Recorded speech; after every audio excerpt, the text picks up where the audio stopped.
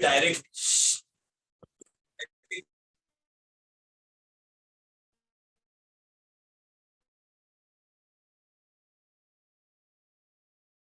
Expense रहेगा वो trading account में उसको देखा ट्रेडिंग अकाउंट की ट्रेडिंग अकाउंट में डायरेक्ट एक्सपेंस मतलब कौन से आते हैं freight duty custom duty off-road duty okay please आवाज बंद अभी custom duty off-road duty okay freight carriage inward freight inward okay purchases wages and salary okay royalty ये सभी जो डायरेक्ट एक्सपेंस है वो आएगा ट्रेडिंग अकाउंट में।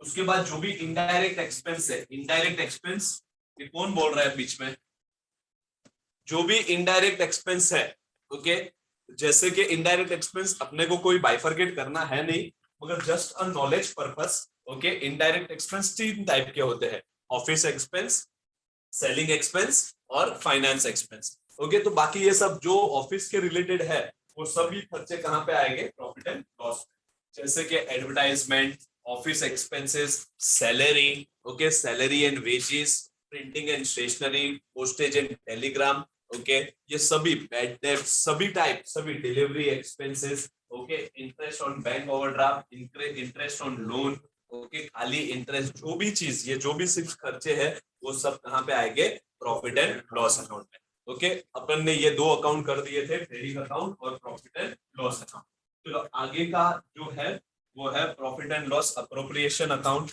ओके प्लीज ओके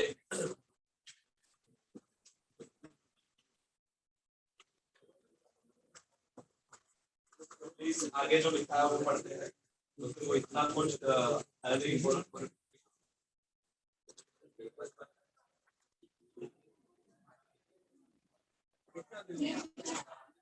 मैंने जो लिखा है ग्रुप में भेजा था ना वो लिखा है ना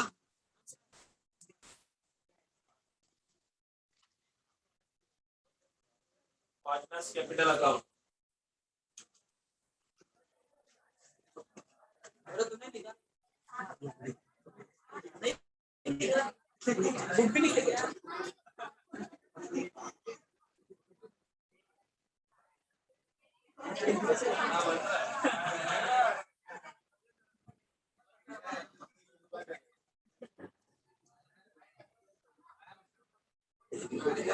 चलो प्लीज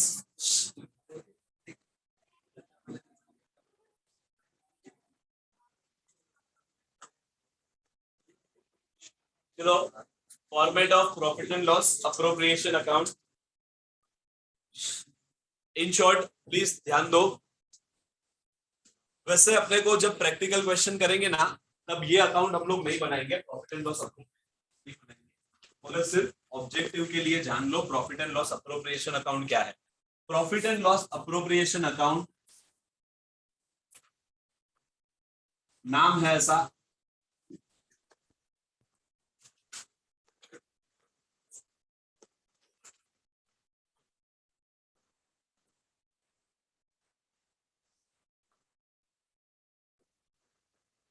ऐसा ब्रैकेट में लिखाया भी है एक्सपेंस रिलेटेड टू पार्टनर्स मतलब ये अकाउंट क्यों बनाया गया पता है क्या ये अकाउंट इसमें भी सेम ये देखो इसका नाम प्रॉफिट एंड लॉस ही है इसमें भी same expense and income okay मतलब इसमें भी डेबिट साइड एक्सपेंस ही आएगा जैसे प्रॉफिट एंड लॉस में आता था ओके और ये साइड इनकम ही आएगा मगर ये क्या बोल रहा है मालूम है क्या इसमें कौन से इनकम और कौन से एक्सपेंस आएंगे मालूम है क्या एक्सपेंस और इनकम रिलेटेड टू पार्टनर मतलब जो पार्टनर पे तू खर्चा कर रहा है ना या पार्टनर से जो तेरे को इनकम हो रही है ओके उसके रिलेटेड कोई भी खर्चा होगा ना तो वो यहाँ पे आएगा जैसे कि मैं आपको एग्जांपल देता हूँ ये हमारा बिजनेस है ओके उसमें हम लोग पार्टनर है समझो मैं और रविंद्र सर पार्टनर है अभी इसमें से जो ये बिजनेस हमको जो हर महीने मैंने बोला था ना कि सैलरी टू पार्टनर क्या होता है जैसे सैलरी स्टाफ को दी जाती है ओके उसी तरह मैंने बोला था सैलरी टू पार्टनर दी जाती है सैलरी टू पार्टनर क्यों दी जाएगी पता है क्या क्योंकि देखो प्रॉफिट तो है ना ईयर के एंड में होने वाला है प्रॉफिट कब होने वाला है ईयर के एंड में ओके मतलब जो भी मुनाफा जो भी प्रॉफिट या लॉस होगा वो ईयर के एंड में होगा मतलब पूरा साल हम लोग काम करेंगे पूरा साल खर्चा करेंगे पूरा साल का इनकम आएगा उसके बाद तो भाई इन बिटवीन द ईयर पूरा 12 महीना हम लोग घर कैसे चलाएंगे? अगर हम लोग का कोई ये एक ही बिजनेस है, ओके, और इससे ही हमारा चलने वाला है समझो कर, तो प्रॉफिट तो लास्ट में होगा पूरे ईयर के एंड में, तो तब तक हम लोग पूरा महीना खत्म होगा तो घर कैसे चलाएंगे? इसलिए पार्टनर डिसाइड करते हैं, दोनों पार्टनर मिलके डिसाइड करते हैं कि भाई क्या है मालूम है क्या, हर महीने हम लोग दोनों कुछ भी हो जाए, प्रॉफिट तो बाद में बांटेंगे, बाद में हिसाब करेंगे एकदम एंड में, मगर हर महीने हम लोग जैसे स्टाफ को 10-10 हजार या 20-20 हजार सैलरी दी जाती है, उसी तरह हम लोग खुद को भी सैलरी देंगे बिजनेस के अंदर से। तो जो भी पैसा आएगा उसमें से 50 हजार मैं रखूंगा, 50 हजार तू रखना। तो हर महीने बिजनेस सैलरी दे रहा है, एक तो स्टाफ को तो दे ही रहा है, ये स्मार्ट पॉइंट जो है वो स्टाफ, जितने भी स्टाफ है उन लोग को तो सैलरी दे ही रहा है, मगर उसको उसके एडिशनल वो 2 और लोगों को सैलरी देगा, बिजनेस 2 और लोगों को सैलरी देगा, दोनों पार्टनर को, एक रविंद्र और एक संदीप। तो ये बिजनेस के लिए इनकम है या खर्चा है? बिजनेस के लिए खर्चा है ना। तो ये एक्सपेंस ऑब्वियसली कहां पे आता है? प्रॉफिट एंड लॉस के डेबिट साइड पे, और हम लोग भी उधर ही लिखने वाले हैं प्रॉफिट एंड लॉस के डेबिट में। मगर ये अकाउंट अगर बनता था तो यहाँ पे लिखता था सैलरी टू पार्टनर, ऐसा, ए और बी, ए को 50 हजार, बी को 50 हजार, टोटल मिला के कितना हो गया? 1 करोड़। समझ में आया? सैलरी टू पार्टनर, पार्टनर के रिलेटेड कोई भी खर्चा होगा वो यहाँ पे आएगा। अभी दूसरा, पार्टनर के रिलेटेड क्या खर्चा हो सकता है? पार्टनर ने कैपिटल दिया है, दोनों भी पार्टनर ने कैपिटल दिया है, ओके, तो उस कैपिटल पे अगर मैं इसको 5 लाख रुपया देता, इसको 5 लाख रुपया देता, तो मुझे वो क्या देता? ब्याज देता। जबकि मैंने 5 लाख रुपया इसको भी नहीं दिया, 5 लाख रुपया इसको भी नहीं दिया, मैंने वो 5 लाख रुपया किसको दिया पता है क्या? बिजनेस को। अभी बिजनेस का भी जिम्मेदारी बनता है भाई, मेरा 5 लाख रुपए पे मेरे को ब्याज दे, तो बिजनेस मेरे को, मैंने 5 लाख रुपया बिजनेस को दिया, ओनर ने 5 लाख रुपया बिजनेस को दिया, मतलब 11वीं में हम लोग ये पढ़े थे, इसको क्या बोलता है? Capital. Any money given by या फिर invested bye businessman into a business, it's called a capital. तो मैंने बिजनेस को कैपिटल दिया, अभी बिजनेस का भी जिम्मेदारी बनता है कि भाई इस कैपिटल पे मेरे को कुछ ना कुछ ब्याज दे, तो बिजनेस मेरे को उस 5 लाख पे है ना हर साल 20 हजार रुपया ब्याज देगा, 20 हजार रुपया मुझे, 20 हजार रुपया रविंद्र को, ओके। तो भाई ये बिजनेस के लिए इनकम हुआ या खर्चा? खर्चा। तो इसलिए यहाँ पे to interest on capital, A B, ABCD नहीं पढ़ रहा बेटा इधर, ओके। सो ए और बी को दोनों को 20-20 हजार रुपया दिया, उसी तरह पार्टनर्स को कमीशन देना, ओके, तो खर्चा आएगा, ओके। पार्टनर को कोई भी चीज दिया बिजनेस से तो बिजनेस के लिए खर्चा है, और हम लोग को हमेशा किसके पॉइंट ऑफ व्यू से सोचना है? बिजनेस। तो बिजनेस के लिए खर्चा ही है, तो बिजनेस को जो भी खर्चा होगा, मगर खर्चा रिलेटेड टू पार्टनर, तो प्रॉफिट एंड लॉस अप्रोप्रिएशन में आएगा। और पार्टनर से रिलेटेड एक ही इनकम हो सकती है, वो क्या है पता है क्या?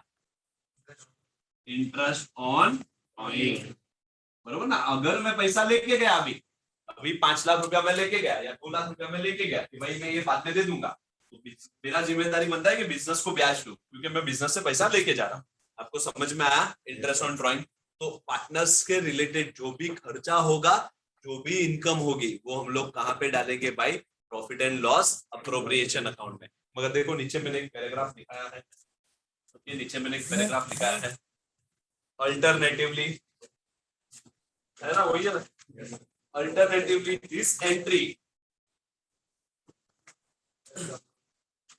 है ना, चलो please, alternatively these entries can also be made in profit and loss account, in which there will no need to make profit and loss appropriation account.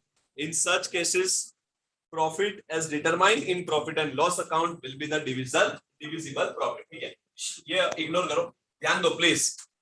क्या बोल रहा हूँ? बोलता हूँ अल्टरनेटिवली, वो क्या बोल रहा है पता है क्या? कि अल्टरनेटिवली ये हम लोग नहीं बनाएंगे, और ये सभी एंट्री हम लोग कहां पे डाल देंगे भाई? प्रॉफिट एंड लॉस अकाउंट में, ओके। प्रॉफिट एंड लॉस के डेबिट में लिखेंगे, और ये कहां पे लिखेंगे? प्रॉफिट एंड लॉस के क्रेडिट में। आपको समझ रहा है ना क्या बोल रहा हूँ? ओके, ऐसा अलग से अकाउंट बनाने की जरूरत नहीं है, ओके। मगर अगर आपको पूछे कि account which is maintain for expense and income of partner in final account, तो आपका आंसर क्या होना चाहिए? Profit and loss appropriation account. Okay, वो फिल इन द ब्लैंक्स के लिए मैं ऑब्जेक्टिव पर्पस से ये सब चीज करा देता हूं। ओके, बाकी हम लोग को ये सभी एंट्री हम लोग प्रॉफिट एंड लॉस अकाउंट में ही मारेंगे। प्रॉफिट एंड लॉस अकाउंट के डेबिट में लिखेंगे और ये कहां पे लिखेंगे? प्रॉफिट एंड लॉस के क्रेडिट में। ओके, अभी आ गया पार्टनर्स करंट या capital account. These accounts are prepared to make adjustment in partners capital account regarding interest on capital, interest on drawing, salary to partner and divisible profit. Okay, partners capital account can be maintained in a two ways. That is, one is a fixed capital account and second one is fluctuating capital method. Okay, please, ये fix और fluctuation capital method है ना, वो आपको ये chapter में सिर्फ knowledge के लिए काम आएगी, मगर उसके बाद जो और 4 चैप्टर है ना पार्टनर से रिलेटेड आपके सिलेबस में, dissolution of partnership, admission of partner, retirement of partner and death of partner, ये 4 चैप्टर में आपको ये बहुत ही काम का है, फिक्स कैपिटल और फ्लक्चुएटिंग कैपिटल। प्लीज तो ध्यान देना। ओके, मैं आपको अभी भी बोल रहा हूँ, ये थियरी पार्ट जो हो रहा है, ओके, जब हम लोग प्रैक्टिकल क्वेश्चन करेंगे ना, तब इसका 10% एप्लीकेबिलिटी चाहिए आपको, 10% एप्लीकेबल होना चाहिए इसमें से। ओके, तो प्लीज, मैं थियरी कौन से पॉइंट ऑफ व्यू से करा रहा हूं पता है क्या? मतलब कि अगर इसके अंदर से ऑब्जेक्टिव भी पूछे ना आपको, तो वो आना चाहिए। मतलब जो आपका टेक्स्ट बुक है, आपका टेक्स्ट बुक में जो भी स्टार्टिंग का जो भी क्वेश्चन चालू होने से पहले जितना भी पेज का थियरी दिया रहेगा ना, उसको समराइज करके मैं ये थियरी लिखा रहा हूँ सब। मतलब इतना अपना बड़ा देखो, इसमें भी जब ये पार्टनर्स का चैप्टर चालू होता रहेगा, ओके, तो पेज नंबर 1 पे समझो पार्टनर्स ये चालू होता रहेगा। ओके, और क्वेश्चन चालू होता रहेगा बहुत पीछे, बहुत पीछे, मतलब 8-10 पेज के बाद, और वो भी एग्जाम्पल के साथ। तो ये 10 पेज का जो थियरी है ना, वो 10 पेज का थियरी मतलब 10 पेज में क्या लिखा है वो समराइज करके मैंने आपको बुक में लिखा रहा, मतलब जितना भी अभी थियरी चल रहा है। ओके, सो प्लीज आप लोग इसको थियरी समझ के बोर मत हो जाना और चैप्टर को इग्नोर मत करना। Final account chapter is one of the easiest chapter in the syllabus. Chapter बहुत ही इजी है। ओके, सबसे पहला चीज तो ट्रायल बैलेंस अपने को दिया रहेगा, वो ट्रायल बैलेंस में से हम लोग को 3 अकाउंट बनाने हैं, profit and trading account, profit and loss account और बैलेंस शीट। तो हमको सिर्फ उसमें से एक एक चुन चुन के डालना है भाई। ट्रेडिंग अकाउंट में से ये सॉरी ट्रायल बैलेंस में से ये ट्रेडिंग में जाएगा, ये प्रॉफिट एंड लॉस में जाएगा और ये बैलेंस शीट में जाएगा। तो इतनी सारी आइटम्स दी रहेगी, मतलब समझो 20-30 आइटम्स दी रहेगी, तो आपको एक एक को खाली डालना है, ये ट्रेडिंग में जाएगा, ये प्रॉफिट एंड लॉस में जाएगा और ये बैलेंस शीट में जाएगा। तो वो एकदम प्रिसाइसली कैसे करें हम लोग, उसके लिए ये सब चीज चल रहा है। और दूसरा, ये जो partners capital account, profit and loss appropriation account, भले आपको वो प्रैक्टिकल क्वेश्चन के लिए जरूरत ना हो, अगर मैं आपको अभी से प्रैक्टिकल क्वेश्चन कराऊं ना, तो आपको फर्स्ट क्वेश्चन से आएगा भाई। ओके, मगर दूसरा क्वेश्चन है ना मेरे हेल्प से करना पड़ेगा, तीसरा क्वेश्चन मेरी हेल्प से करना पड़ेगा, चौथा क्वेश्चन मेरी हेल्प से करना पड़ेगा। मैं ये चाहता हूं कि ये थियरी हम लोग एकदम अच्छे से करें। ओके, उसके बाद सिर्फ पहले क्वेश्चन में आपको मेरी जरूरत पड़े, दूसरे तीसरे चौथे क्वेश्चन में आधे से ज्यादा लोग आगे से करने लगे। ओके, ये मेरा पर्पस है। एक बार कॉन्सेप्ट क्लियर हो गया तो आपको कोई दिक्कत नहीं आएगी। कॉन्सेप्ट क्लियर करने के लिए हम लोग को थियरी पे बहुत ज्यादा जोर देना पड़ता है। ओके, मेरे को भी आज भी कोई भी अगर चैप्टर पढ़ना हो तो पहले मैं उसका थियरी पढ़ूंगा, पहले मैं उसका कॉन्सेप्ट पढ़ूंगा। डायरेक्ट क्वेश्चन आंसर्स तो क्या होगा मालूम है क्या? क्वेश्चन आंसर समझ के मैं कर लूंगा, मगर नया क्वेश्चन मैं खुद से नहीं कर पाऊंगा क्योंकि मेरे को कॉन्सेप्ट नहीं पता है। तो अभी हम लोग क्या कर रहे हैं पता है क्या? कॉन्सेप्ट क्लियर कर रहे हैं। बाकी क्वेश्चन तो आप लोग हर क्वेश्चन कर पाओगे, मेरे साथ हर क्वेश्चन कर पाओगे और हर क्वेश्चन समझ जाएगा, मगर आगे से करने के लिए आपको कॉन्सेप्ट चाहिए। तो प्लीज उसके लिए बेयर करना। ओके, ऐसा मत सोचना कि अभी 5 लेक्चर हो गए, 5 लेक्चर से थियरी ही चल रहा है सर। ओके, ये थियरी जितना अच्छे से हम लोग करेंगे, एक तो हम लोग को 1 घंटा सवा घंटा मिलता है, उसमें हम लोग थियरी करते हैं, तो ये थियरी जितना अच्छे से होगा उतना अपना, अभी 1 या 2 लेक्चर होगा थियरी, उसके बाद हम लोग प्रैक्टिकल क्वेश्चन पे जाएंगे। Practical question is too easy. Okay, please आपके इंटरेस्ट को बनाए रखिए। ओके, बोर होके ऐसा मत करो कि ये चैप्टर बहुत हार्ड है। 12 या 15 मार्क का चैप्टर है, 15 मार्क का। ओके, ऑब्जेक्टिव के साथ, तो चैप्टर बहुत ही इजी है। एक बार प्रैक्टिकल क्वेश्चन चालू होगा तब आप सब लोग को समझेगा, मतलब जो जिसको कुछ नहीं आता ना उसको भी समझेगा। ओके, बट तब तक प्लीज पेशेंस रखिए। ये सब चीज मैं स्किप कर सकता हूँ, ओके, मगर it is your loss only. ये मेरे को पता है, ये कहीं पे आने वाला नहीं है। फिल इन द ब्लैंक में भी शायद ही ये जो करा रहा हूँ वो, ओके, मैं डायरेक्ट इस पे जंप मार सकता हूँ आगे, बट इसके बाद आपको कभी ये कॉन्सेप्ट होगा नहीं। अगर आप सीए करने जाओगे, सीएस करने जाओगे, कोई भी आगे कोर्स करने जाओगे, तो अकाउंट्स तो रहने ही वाला है, तो ये कॉन्सेप्ट आगे होगा नहीं। तो शायद अभी समझ जाए और तभी आपको याद आ जाए, कोई खाली बोले तो, इसलिए चलो अभी क्या है मालूम है, अपने को है ना कैपिटल अकाउंट बनाना है। कैपिटल अकाउंट, कैपिटल अकाउंट मतलब बिजनेसमैन का अकाउंट, बरोबर ना। तो यहाँ पे कैपिटल अकाउंट को क्या बोलते हैं मालूम है, partners capital. Okay, capital account, अभी अभी तो मैं बोलता हूँ कैपिटल अकाउंट, प्लीज ध्यान। सो मैंने ये कैपिटल अकाउंट बनाया, सेम अपना डेबिट और क्रेडिट, क्रेडिट डेबिट। ओके, ये कैपिटल अकाउंट प्लीज बनाया मैंने, समझो।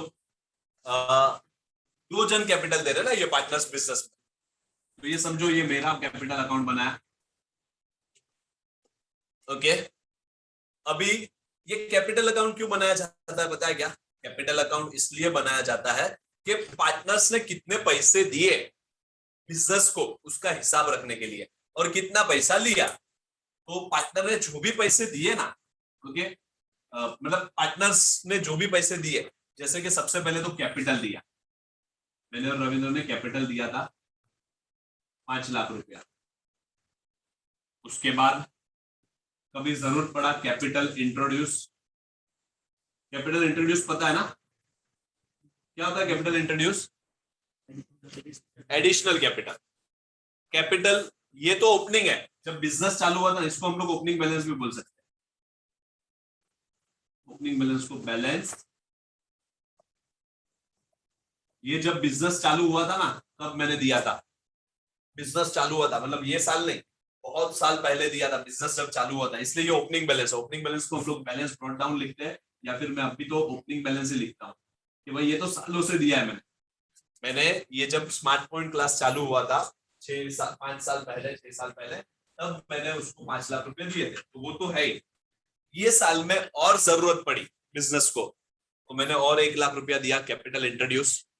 ओके, उसके बाद पार्टनर्स के रिलेटेड जो भी पार्टनर्स को इनकम है ना, पार्टनर्स को इनकम है वो यहाँ पे आएगी। पार्टनर्स को जो जो चीज मिलने वाली है, ओके, एक तो पार्टनर्स को बिजनेस से 5 लाख रुपया लेना है, बरोबर ना, मैंने कैपिटल दिया है, मैंने और 1 लाख रुपया दिया था कैपिटल इंट्रोड्यूस। ओके, उसके बाद मेरी जो सैलरी है वो, मेरे को जो कमीशन है वो, उसके बाद इंटरेस्ट ऑन कैपिटल, ये सब चीज मुझे बिजनेस से लेना है। समझो सैलरी 1 लाख रुपया, जो जो चीज पार्टनर के लिए इनकम है ना भाई, मतलब या फिर जो जो चीज लेनी है बिजनेस से लेनी है, वो क्रेडिट साइड पे आएगी। एक तो पहले मैंने 5 लाख रुपया मेरा दिया था, वो लेना है। उसके बाद ये साल में और 1 लाख रुपया दिया था, वो लेना है। सैलरी लेना है 1 लाख रुपए का। कमीशन कुछ है तो मैंने कोई कमीशन लेना है। Okay, interest on capital 1 lakh रुपया लेना है। तो जो जो चीज पार्टनर को मिलने वाली है, जो जो चीज पार्टनर को मिलने वाली है वो यहाँ पे आएगी। ओके, और जो जो चीज पार्टनर से लेना है ये आएगा यहाँ पे ड्रॉइंग।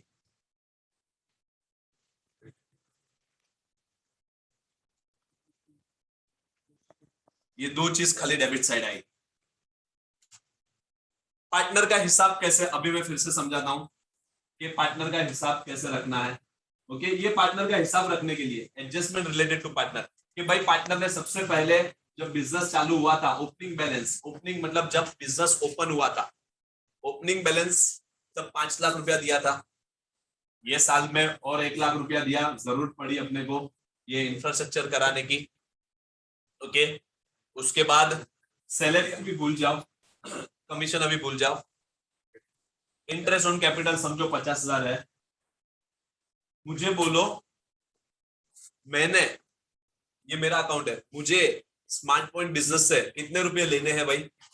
6.5 लाख रुपया लेना है ना। तो ये मेरा हिसाब रखने के लिए, पार्टनर्स का हिसाब रखने के लिए बनता है पार्टनर्स कैपिटल। और समझो कि इन बिटवीन मैंने कुछ ड्राइंग आज जरूरत पड़ा तो आज लेके गया मैं ड्राइंग, ओके, ये 1 लाख रुपया लेके गया मैं टू इंटरेस्ट ऑन ड्राइंग। इस ड्राइंग पे इंटरेस्ट राउंड फिगर ही रखते हैं 50, ओके। मतलब मैंने लेना है 6.5 लाख, ओके, और मैंने बिजनेस को देना है कितना, 1.5 लाख, बरोबर ना। तो नेट मुझे कितना लेना है भाई, ये 5 लाख रुपया मुझे लेना है। मैंने पहले 5 लाख रुपया दिए, फिर 1 लाख रुपया दिया, 6 लाख हुआ, फिर और 50 दिए, 6.5 हुआ। 6.5 में से 1 गया, क्योंकि 1 में लेके गया तो 6 हुआ, और 50 मुझे ब्याज का देना, ओके, तो वो भी सेट ऑफ हो गया। तो अभी मुझे बिजनेस से कितना लेना है, 5 लाख। तो ये पार्टनर्स कैपिटल अकाउंट, ये कैपिटल अकाउंट क्यों बनता है पता है? उसी तरह सेम वे ये कैपिटल अकाउंट किसका बनेगा, ओके, रविंद्र सर का, ओके। सेम, उसने ओपनिंग बैलेंस में कितना दिया भाई, 5 लाख।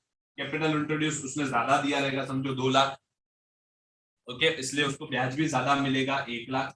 टोटल उसने बिजनेस से उसको कितना लेना है भाई, 8 लाख।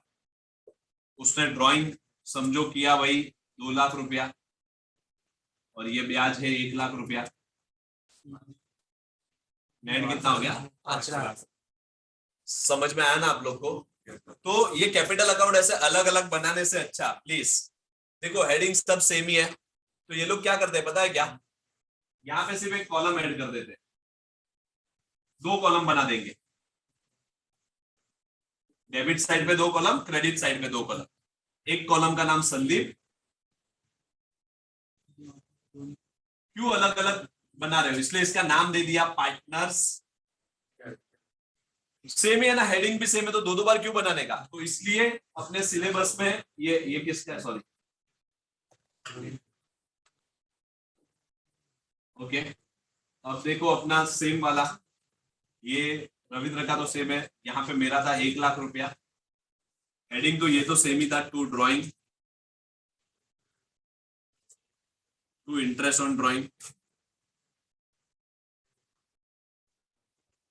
ओके, ये था 50 लाख।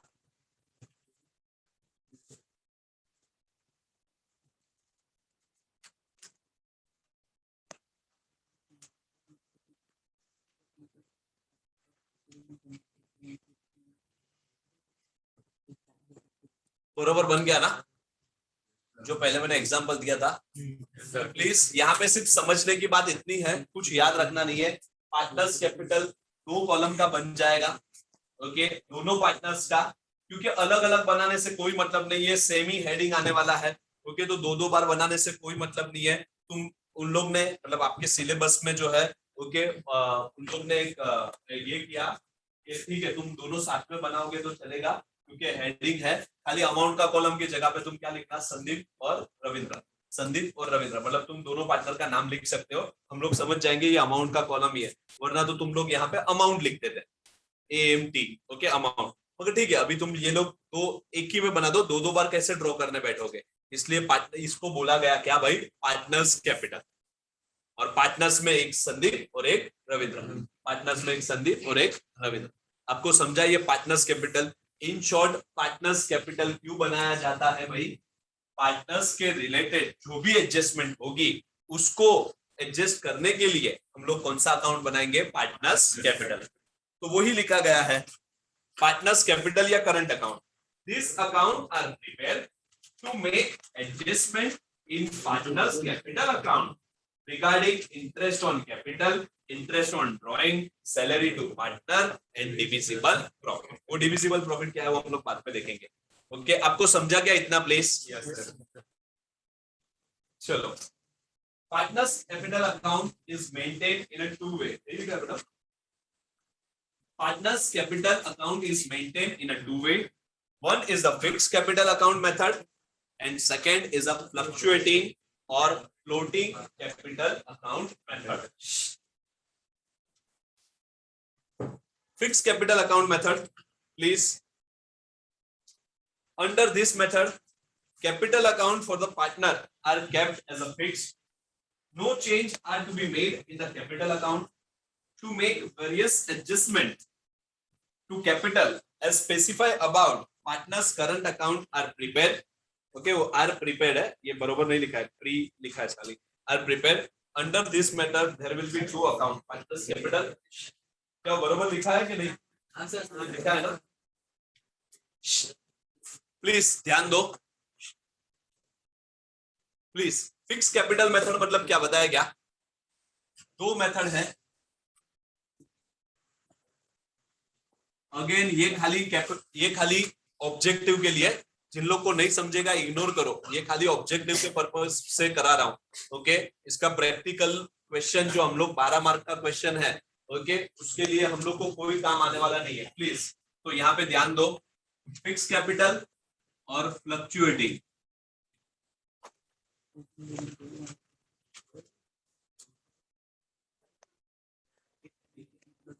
प्लीज, फिक्स कैपिटल का मतलब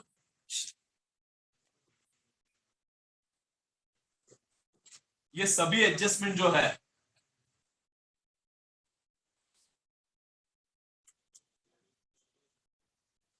हम लोग अभी बना रहे हैं fix capital. Fix capital method के अंदर दो अकाउंट बनेंगे, एक तो कैपिटल अकाउंट और एक करंट अकाउंट। कैपिटल अकाउंट में खाली क्या आएगा पता है क्या? ये ओपनिंग बैलेंस 5 लाख 5 लाख। और जब ये अकाउंट आप क्लोज करोगे, इसका टोटल 5 लाख 5 लाख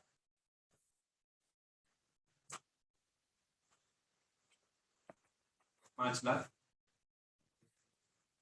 यहाँ पे डिफरेंस बरोबर ना, ऐसे क्लोज कर देते ना, डिफरेंस यहाँ पे आएगा 5 लाख।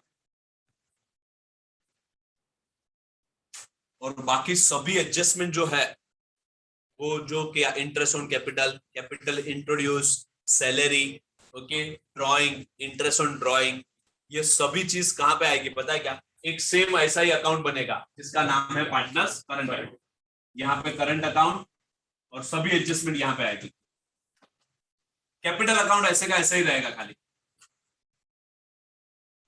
कैपिटल अकाउंट हर साल दूसरे साल होगा ना वापस, opening balance 5 lakh 5 lakh, closing balance 5 lakh 5 lakh. मतलब देखो कैपिटल हर साल फिक्स रहता है, और जो भी सब एडजस्टमेंट होगी वो सब कहां पे होगी? Current account. कहां पे होगी? करंट। मतलब सेम करंट अकाउंट बनेगा। करंट अकाउंट में खाली क्या चीज चालू होगा पता है क्या? इसके नीचे से जो चीज लिखा था ना वो सब चीज करंट अकाउंट में आएगा। आपको समझ रहा है कि नहीं समझ रहा है?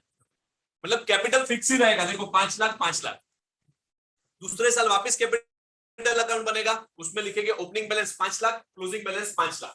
वो साल भी जो भी एडजस्टमेंट होगा, जो भी एडजस्टमेंट कैपिटल अकाउंट में होगा, इंटरेस्ट ऑन कैपिटल, ओके, वो साल का जो भी रहेगा वो सब चीज हम लोग कहां पे करेंगे? करंट अकाउंट में। कहां पे करेंगे?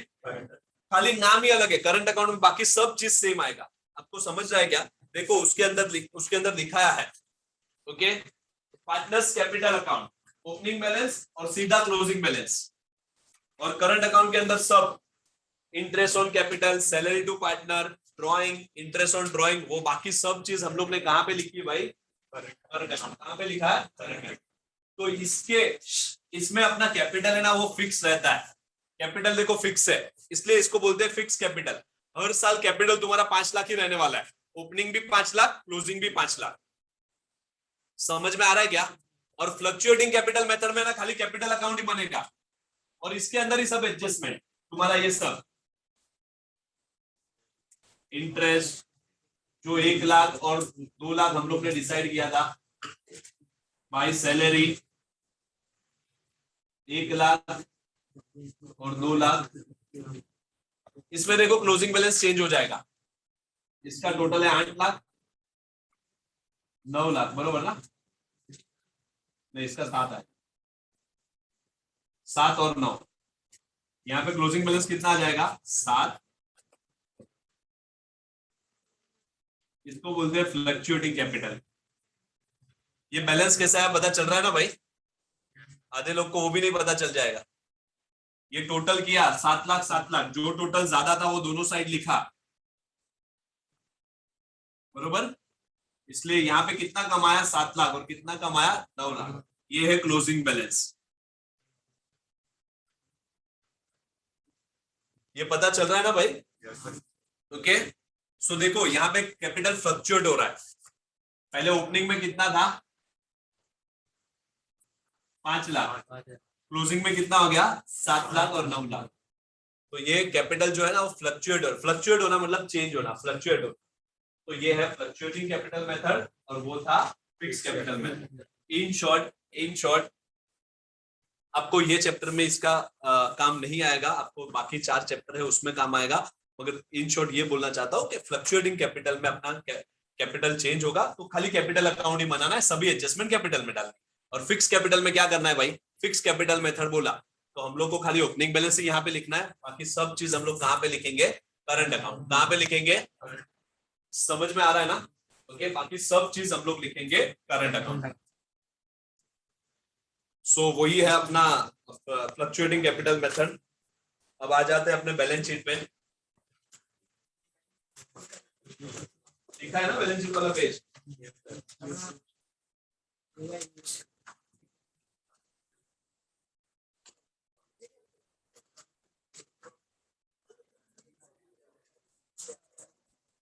प्लीज,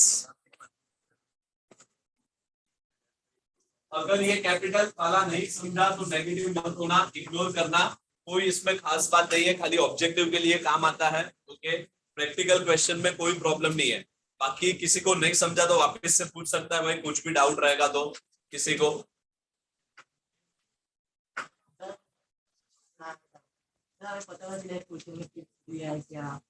पीछे खाली बोला रहेगा, वो फाइनल अकाउंट चैप्टर में ये ऐसा नहीं आता है कि फिक्स कैपिटल में, वो दूसरे चैप्टर में बोला रहेगा कि प्लीज मेंटेन फिक्स कैपिटल। तो हम लोग को खाली क्या करना है, कैपिटल अकाउंट बनाएंगे, खाली ओपनिंग बैलेंस लिखेंगे और करंट अकाउंट बना देंगे, बाकी सभी एडजस्टमेंट हम लोग कहाँ पर लिखेंगे, करंट। बस इसमें कोई रॉकेट साइंस करना ही नहीं है, और कुछ नहीं बोला तो खाली कैपिटल अकाउंट ही बनाएंगे, सभी एडजस्टमेंट उसमें करेंगे। मगर ये बाकी के 4 चैप्टर में, मतलब बाकी के 4 चैप्टर में ऐसा बोला रहेगा कि please maintain fix capital method. तो फिक्स कैपिटल मेथड में हम लोग को खाली कैपिटल का ओपनिंग बैलेंस लिखना है, बाकी सभी चीज कहां पे लिखेंगे, करंट अकाउंट। सिंपल, कुछ ज्यादा एक्स्ट्रा ऑर्डिनरी करना रहता, मेरे को मेरा दिमाग लगाना रहता तो कुछ अपने को नहीं समझने जैसी बात है। इसमें नहीं समझने जैसी बात ही नहीं है, खाली फिक्स कैपिटल बोला तो हम लोग ओपनिंग बैलेंस ही लिखेंगे और बनाएंगे कैपिटल अकाउंट मस्त से, और खाली ओपनिंग बैलेंस लिखेंगे। ओके, और नीचे वापस करंट अकाउंट सेम बनाएंगे, सेम कॉलम ये है, 2 खाली नाम ही चेंज हो रहा है, बाकी सब एडजस्टमेंट वो भी आएगा। उसके अंदर एक कुछ ऐसा नहीं है, ऐसा मैथ्स जैसा नहीं है कि ये मेथड से ऐसा फॉर्मूला, ये मेथड से ऐसा फॉर्मूला, ऐसा खाली मेथड अलग है, बाकी कुछ नहीं है, बाकी कॉपी पेस्ट ही है। ओके, चलो प्लीज बैलेंस शीट के अंदर क्या क्या चीज आ सकती है। सबसे पहले balance sheet is not an account. Balance sheet कोई एक अकाउंट नहीं है। प्रॉफिट एंड लॉस या ट्रेडिंग अकाउंट हम लोग ने यहां से ऐसे चालू किया था, profit and loss account for the year ended, trading account for the year ended. Okay, balance sheet कोई भी अकाउंट नहीं है, बैलेंस शीट एक क्या है, स्टेटमेंट है। स्टेटमेंट मतलब समझते हो ना, कि मैं आपको बोलता हूं कि भाई एक स्टेटमेंट लिख के दो भाई आपका, कि आपके पास अभी क्या क्या प्रॉपर्टी और क्या क्या लायबिलिटी है, एक स्टेटमेंट लिख के दो, तो it is an statement, it's just an statement. Okay, कि भाई स्टेटमेंट क्या क्या एसेट्स है, क्या क्या लायबिलिटी है। कल से आप तीनों लोग अलग बैठोगे मेरे लेक्चर में, 1 2 3 डिफरेंट अलग अलग प्लेस पे बैठोगे। ओके, मेरे को आके बोलना नहीं चाहिए कि तुम तीनों अलग बैठो, अलग मतलब आगे पीछे भी नहीं, एकदम अलग अलग बैठना तीनों, 1 2 3। ओके, अगर बैठने की इच्छा हो तो, वरना नहीं आओगे तो भी चलेगा। So balance sheet is not an account, balance sheet कोई अकाउंट नहीं है। ओके, सो ये जस्ट अ स्टेटमेंट है। जैसे मैं आपको बोलता हूँ कि एक स्टेटमेंट लिख के दो भाई, क्या प्रॉफिट क्या लॉस, सॉरी क्या आपके एसेट्स और क्या आपकी लायबिलिटी है, उसका स्टेटमेंट लिख के दो। Balance sheet is just an statement. All personal and real account included. अभी देखो पर्सनल अकाउंट पहली बार आया, पर्सनल अकाउंट पहली बार आया, ट्रेडिंग अकाउंट में भी पर्सनल अकाउंट का बात नहीं हुआ और प्रॉफिट एंड लॉस में भी नहीं। तो एक चीज तो पक्का है, कोई भी पर्सनल अकाउंट आपको दिखा तो वो कहां पे आएगा? Balance sheet. Balance sheet is a statement showing financial position of a business on a particular day, that is last day of the year. Balance sheet एक स्टेटमेंट है जो तेरे को तेरा पोजीशन दिखाता है, बिजनेस का पोजीशन, कि आज बिजनेस कहां पे खड़ा है। ओके, फाइनेंशियल पोजीशन दो होती है भाई, एसेट्स और लायबिलिटी। चलो पहले assets, all real account, real account सब, ट्रेडिंग अकाउंट में खाली रियल अकाउंट एक ही बात हुआ था, गुड्स।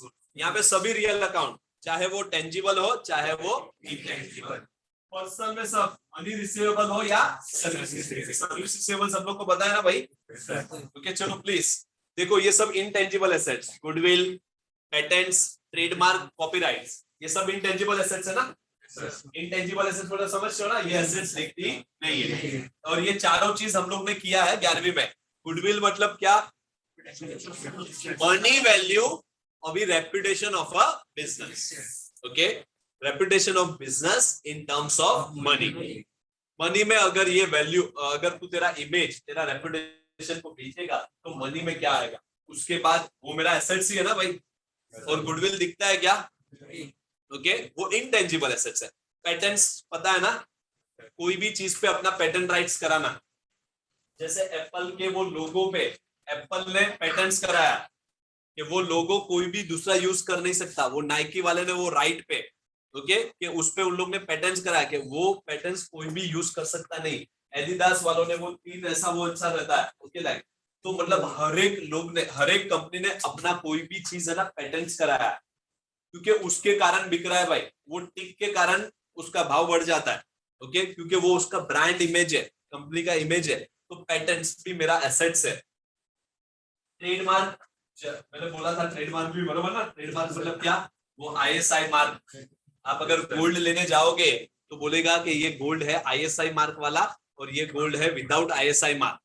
आईएसआई एक इंस्टीट्यूट है, ओके, एक संस्था है जो सर्टिफाई कर दी है कि हाँ ये गुड्स अच्छा है। आप प्रेशर कुकर भी खरीदने जाओगे ना घर का, तो 2 रहता है, एक आईएसआई मार्क वाला और एक सादा नॉर्मल, जो मतलब किसी ने भी बनाया रहता है घर में। ओके, उसके उस जो बनाया रहता उसके पास इतने पैसे नहीं है कि वो इस संस्था के पास जाके सर्टिफिकेट ले कि भाई मेरा कुकर अच्छा है कि नहीं। हेलमेट भी, कोई भी चीज 2 टाइप की आएगी, एक आईएसआई मार्क वाला और एक विदाउट आईएसआई मार्क।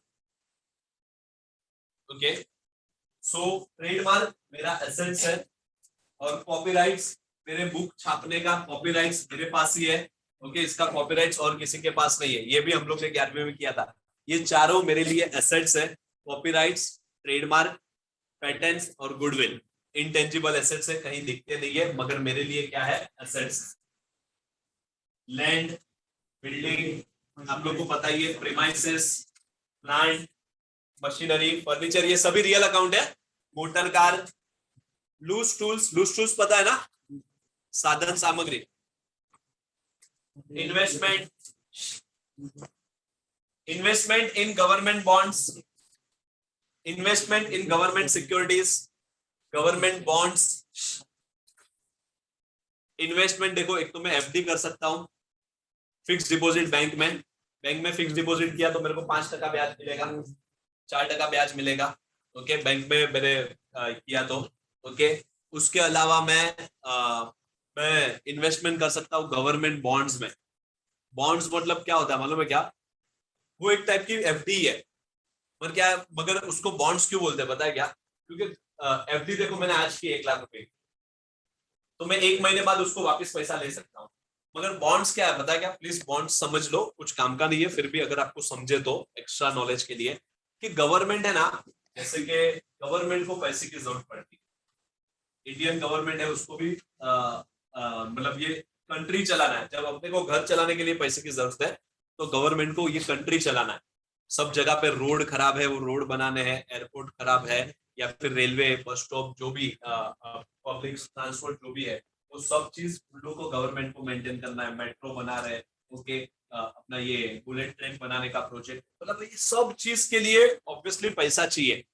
जगह जगह पे फ्लाईओवर, स्काई वो गवर्नमेंट बना रही है, ओके, तो ये सभी चीज के लिए पैसा चाहिए। तो गवर्नमेंट क्या करती है मालूम है? एक स्कीम निकालती है कि भाई तुम लोग है ना, जैसे बैंक में एफडी रखते हो ना, उसी तरह हम लोग के पास एफडी रखो।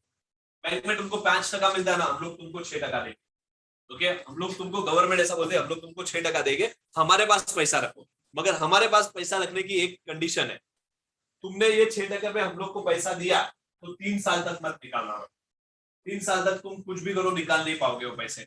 ओके, तो मतलब गवर्नमेंट को ये तुम्हारा जो तुमने 1 लाख रुपया दिया या 5 लाख रुपया दिया ना, वो गवर्नमेंट को 3 साल के लिए वापरने मिलता है। वैसा एक सिटीजन उसको 5 लाख रुपया देगा, वैसे 100 जन देंगे, 1000 जन देंगे, लाख जन देंगे, करोड़ जन देंगे, तो गवर्नमेंट के पास एक बड़ा फंड हो जाता है और उससे वो कंट्री को चलाने में हेल्प करता है। मतलब जो भी उसको करना है वो करने में हेल्प करता है। और तुम लोग को तो 3 साल के बाद पैसा देना है, तो गवर्नमेंट को बहुत ही सस्ता गिरता है। इसलिए ये अगर तुम यहाँ पे एफडी रखते हो, वो एफडी है, फिक्स डिपॉजिट ही है। बैंक के पास रखते हो उसको फिक्स डिपॉजिट बोलते हैं, गवर्नमेंट के पास रखते हो उसको क्या बोलते हैं भाई, बॉन्ड। इसलिए government bonds, government securities, cash in hand, cash at bank, ये सभी एसेट्स है, बरोबर ना? ये सब तो अभी समझते हो ना एसेट्स है भाई। चलो अभी अपना वो आया एक्सपेंस पेड इन एडवांस, जिसका दूसरा नाम है prepaid expense. Prepaid expense assets क्यों होता है? सर्विस लेना बाकी है। क्या लेना बाकी है? Anything is an assets. Assets मतलब क्या please? Anything is assets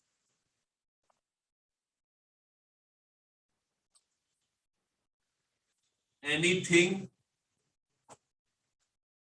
receivable is an assets. ये बहुत ही इंपॉर्टेंट है, प्लीज ध्यान देना।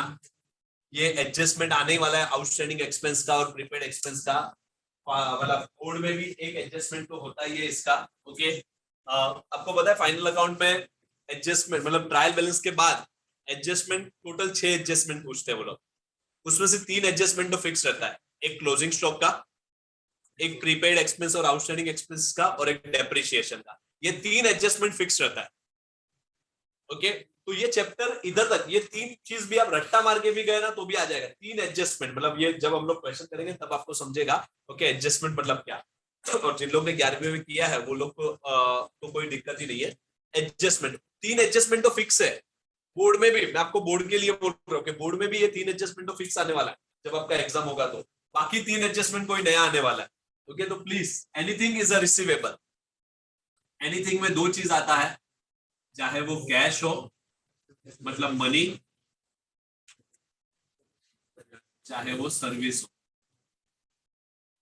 ओके, जैसे मनी रिसीवेबल मतलब क्या?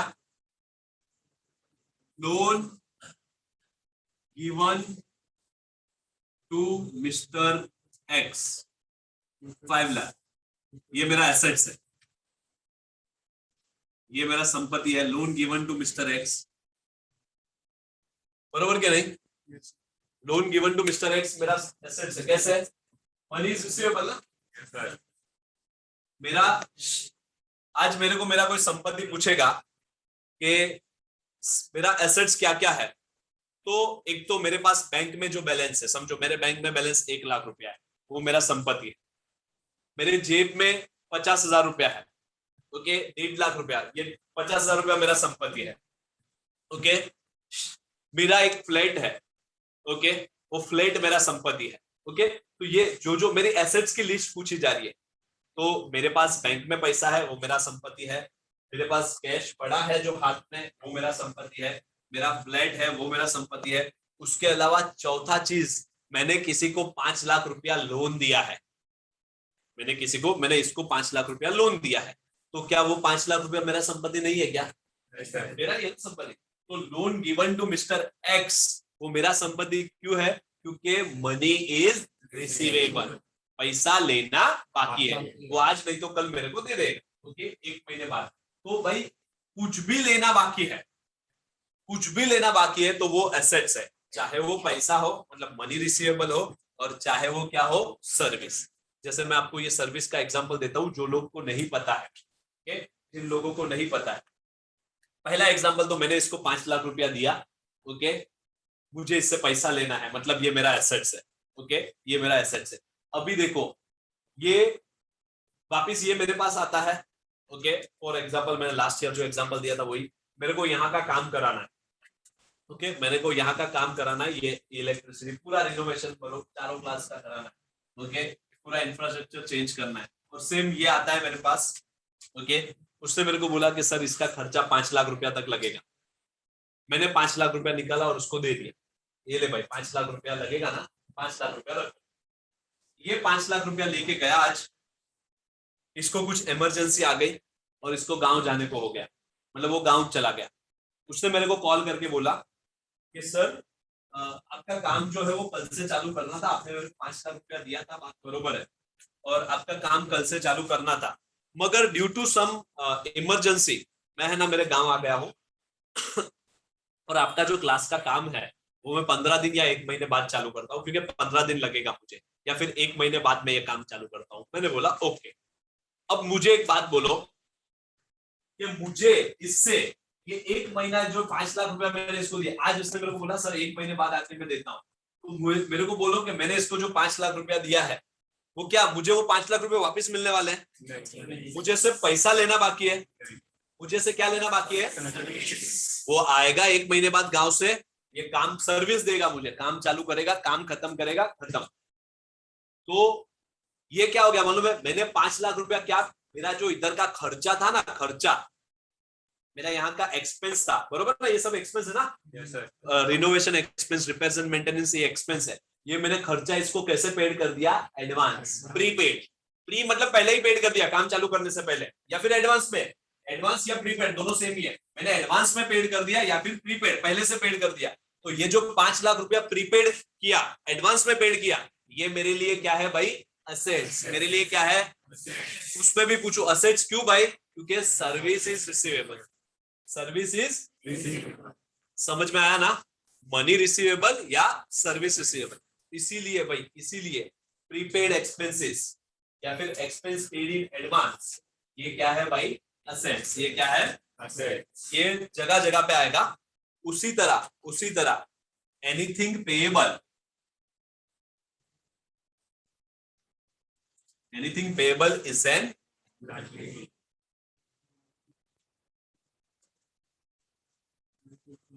चाहे वो मनी हो चाहे वो सर्विस। मनी का एग्जांपल एकदम इजी है, loan taken from mister x. Mister x से लोन लिया 5 लाख, मैंने इससे 5 लाख रुपए का लोन लिया, 1 महीने बाद मुझे इसको क्या पे करना है? 5 लाख रुपया। मुझे इसको क्या, लास्ट बेंच मोबाइल रख और इधर ध्यान दे, देखना अभी भी ओबीसी है दोनों।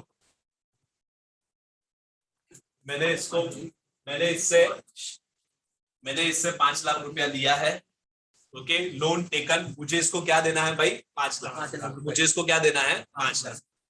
मनी पेएबल ना, मनी पे करना बाकी है, मतलब money payable is an liability. दूसरा सर्विस पेएबल, उल्टा सिनेरियो, इसका रिवर्स सिनेरियो, ओके।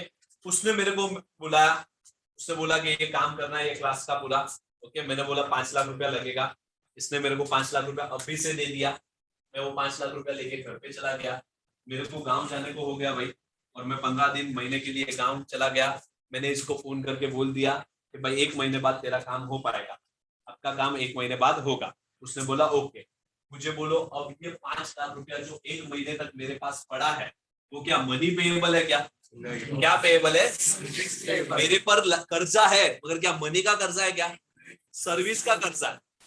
ओके, तो ये होता है इनकम। मेरे लिए इनकम था ना 5 लाख रुपया, रिसीव्ड इन, तो भाई प्लीज ध्यान रखो, expense paid in advance assets है, खर्चा एडवांस में पेड कर दिया, मुझे उससे अभी सोचो क्या लेना है, खर्चा पेड कर दिया मैंने। किसी ने, आपने अभी जाके दुकानदार को, आज आप क्लास में सुबह आया ना, ओके, तभी आपने दुकानदार को बोल दिया ये लो कल ये 100 रुपया या 200 रुपया, ओके, जो एप्पल है वो 1 किलो बांध के रखना, मैं क्लास से निकलूंगा तब लेके जाऊंगा। तो 200 रुपया आपने दे दिया, अभी एक्सपेंस पेड इन एडवांस है ना। जब भी एक्सपेंस पेड इन एडवांस है ना, मतलब खर्चा पेड कर दिया एडवांस में। आपको ये सोचना है अभी मुझे उससे क्या लेना है, क्या वो पैसा वापस लेना है? नहीं, क्या लेना है? सर्विस। और या फिर किसी से इनकम ले लिया आपने, मैंने इनकम ले लिया, इनकम रिसीव्ड इन एडवांस। आप लोग से अभी आप लोग से पूरा 12वीं का स्टार्टिंग में फीस ले लिया, तो ये मेरे लिए इनकम रिसीव्ड इन एडवांस है, पूरा 12वीं पढ़ाना बाकी है। अब पूरे साल में आपको क्या दूंगा भाई, सर्विसेज। तो ये मेरे लिए लाइबिलिटी है, ये मेरे लिए क्या है, liability. Income received in advance is an liability और एक्सपेंस पेड इन एडवांस क्या है, असेट्स। ओके, तो इसी तरह please expense paid in advance assets, closing stock जो मेरा स्टॉक है वो भी मेरा संपत्ति है, डेटर बिल्स रिसीवेबल क्या है, डेटर और बिल्स रिसीवेबल भी एसेट्स है। डेटर मतलब क्या, डेटर का मतलब क्या, मुझे किसी इंसान से पैसा लेना है, और बिल्स रिसीवेबल भी क्या है भाई, एसेट्स। बिल्स रिसीवेबल मतलब पैसा लेना ही बाकी है। आउटस्टैंडिंग इनकम या इनकम रिसीवेबल या income due but not received, ये तीनों एक ही चीज का नाम है, आउटस्टैंडिंग इनकम। आउटस्टैंडिंग का मतलब क्या, बाकी। आउटस्टैंडिंग का मतलब है बाकी। आउटस्टैंडिंग वर्ड जो है ना, उसका हिंदी में मीनिंग होता है बाकी। इनकम, इनकम बाकी, इनकम लेना बाकी होता है कि देना बाकी होता है, इनकम तभी बोलते हैं ना जब हमको लेना है, तो इनकम लेना बाकी मतलब, इनकम लेना बाकी मतलब क्या बताया क्या, या फिर इनकम रिसीवेबल जिसका दूसरा नाम है इनकम रिसीवेबल, और जिसका तीसरा नाम है income due but not received. तीनों का एग्जांपल देता हूं कि मैंने कहीं पे जॉब किया, पूरा 1 महीना काम किया, 1 महीना पूरा काम किया, 1 महीने बाद मैं उसके पास पगार लेने गया, तो उसने बोला भाई अभी नहीं है, तेरे को बाद में देता हूँ, 2-3 या 4 दिन के बाद, या 1 दिन के या 1 महीने बाद, ओके, या 10 दिन के बाद। उसने मेरे को ऐसा बोला कि 10 दिन के बाद देता हूँ, 15 दिन के बाद देता हूँ, या 1 महीने बाद देता हूँ। मैंने बोला ठीक है, 15 दिन महीने के बाद। अब मैंने पूरा महीना उसके पास काम किया, ओके, मुझे जो 15,000 रुपया मेरा सैलरी है या 20,000 रुपया मेरा सैलरी है, वो मेरे लिए क्या है भाई, इनकम रिसीवेबल। मिला क्या मुझे, वो 20,000 रुपया उसने दिया क्या, नहीं। मगर अगर मेरे को आज कोई पूछेगा कि तेरे पास संपत्ति क्या क्या है, एसेट्स क्या है, तो मैं बोलूंगा देख जेब पे 10,000 रुपया है, बैंक बैलेंस 10,000 रुपया है, और 20,000 रुपया उससे लेना है। तो वो बोलेगा 20,000 रुपया किस चीज का लेना है, तो बोलेगा वो मेरा इनकम है, मैंने 1 महीना उसके पास काम किया था, ओके, वो मेरा ही इनकम है, लेना बाकी है। तो इनकम रिसीवेबल, इनकम जो मिला नहीं है ना, उसको बोलते हैं क्या, इनकम रिसीवेबल, या उसका दूसरा नाम है आउटस्टैंडिंग इनकम। आउटस्टैंडिंग मतलब इनकम बाकी है। वो मेरे को कोई पूछेगा तो क्या बोलूंगा, आउटस्टैंडिंग इनकम है, मतलब इनकम लेना बाकी है। आउटस्टैंडिंग का मतलब बाकी, इनकम लेना बाकी है। और तीसरा नाम है क्या, income due but not received. Due का मतलब क्या होता है मालूम है क्या, हकदार। इनकम ड्यू हो चुका है मतलब मैं हकदार हो चुका हूं, बट रिसीव्ड हुआ नहीं है। मैं हकदार कब बन गया पता है क्या, 1 महीना जॉब किया, तब तक मैं हकदार नहीं बना। तो उसने बोला वही इनकम, और तभी रिसीवेबल कब होता है, जब मैं उसका हकदार बन जाऊं तभी ना। मंथ के पहले ही दिन जाके, मंथ के पहले ही दिन जाके मैं ऐसा नहीं बोल सकता मुझे इससे 20,000 रुपया लेना है, नहीं, कल से तू छोड़ भी सकता है दूसरे दिन से। तो जब तक तू हकदार नहीं बनता तब तक वो रिसीवेबल नहीं है। तो income due but not received, income due but not received, ये तीनों एक ही है मगर नाम खाली अलग अलग है। आउटस्टैंडिंग इनकम, इनकम रिसीवेबल, या फिर क्या, income due but not received. Unexpired expenses, unexpired expense मतलब प्रीपेड एक्सपेंस ही हुआ, ओके, प्रीपेड एक्सपेंस का दूसरा नाम है एक्सपायर्ड। अनएक्सपायर्ड मतलब अभी तक एक्सपायर्ड नहीं हुआ, प्रीपेड एक्सपेंस अभी तक एक्सपायर नहीं हुआ। जैसे आपने 12वीं में पहले फीस भरा, पहले ही दिन जो फीस था वो भर दिया, पूरे 1 साल तक आप रोज आ रहे हो, उसका मतलब क्या है बताया क्या, आप ऐसा बोल रहे हो मैंने 12,000 रुपये भरा है, अभी तक वो एक्सपायर नहीं हुआ। जैसे आपका 12वीं खत्म हो जाएगा वो एक्सपेंस एक्सपायर्ड हो जाएगा, आप FY BCom में आओगे तब ऐसा क्लास में नहीं आ पाओगे या कॉलेज में नहीं जा पाओगे, क्योंकि आपका एक्सपेंस जो आपने किया था ना वो क्या हो गया, एक्सपायर्ड, खत्म हो गया। अभी वो खत्म, अभी नया फीस पर 13 में, 14 में नया फीस पर। तो अनएक्सपायर्ड एक्सपेंस मतलब प्रीपेड एक्सपेंस हो। और लोन गिवन टू या लोन टू, ओके, ये सब क्या है भाई, असेट्स। और उसी तरह लायबिलिटी साइड प्लीज, कैपिटल अभी छोड़ दो, बैंक लोन। बैंक लोन मतलब लोन लिया ही है हम लोग ने, बैंक को कभी लोन देते नहीं हम, बड़े भी हो गया। तो बैंक लोन खाली बोलेगा, लोन टेकन, लोन फ्रॉम, ये सब क्या है, लोन लिया है हम लोग ने, ओके, मनी पेएबल ना, लायबिलिटी क्यों है? मनी पेबल, बैंक से लोन लिया है, पैसा देना बाकी है. Loan taken from Amit, loan taken from Akbar, loan taken from Anthony, जिससे भी लिया. Okay. Bank overdraft, due to bank, due मतलब पे करना बाकी है, ड्यू टू बैंक. क्रेडिटर मतलब क्या भाई? जिस इंसान को पैसा देना है. बिल्स पेएबल मतलब वही हो गया. आउटस्टैंडिंग एक्सपेंस, एक्सपेंस देना बाकी है.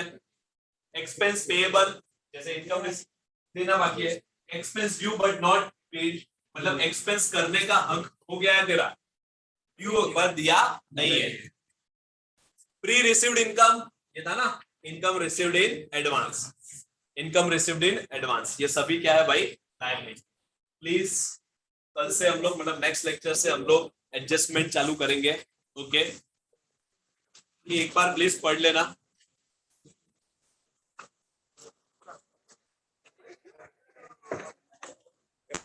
राजू